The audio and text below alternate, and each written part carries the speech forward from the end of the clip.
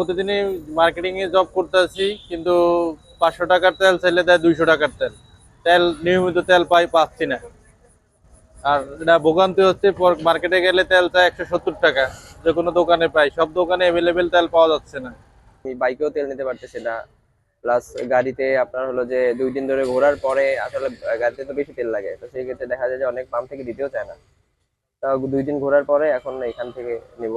আর মূলত এলপিজিও সংকট, এলপিজিও পাচ্ছি না। তো চরপেশন থেকে এখান থেকে 70 কিলোমিটার রাস্তা, তো আমার 1,000 টাকার তেল প্রয়োজন।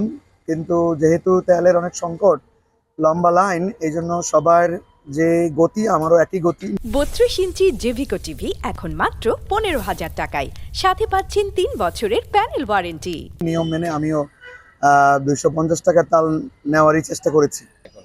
কোথাও সংকট নাই, কিন্তু বিভিন্ন দোকানদারা যে তেলগুলা বিক্রি হয়, এরা একটা সিন্ডিকেট করে বাড়তি দরে তেল বিক্রি করে।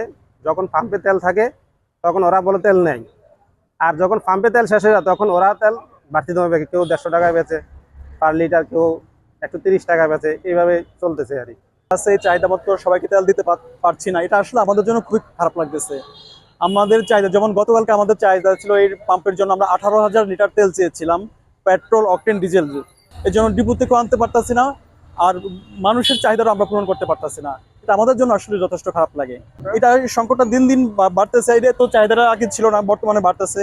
তা আমার মনে হয় যদি এই চাহিদা সরকার যদি একটু দৃষ্টি দেয় আমাদের প্রতি কিংবা জনগণের প্রতি, এই চাহিদা সরকার পূরণ করা সরকারের পক্ষে সম্ভব।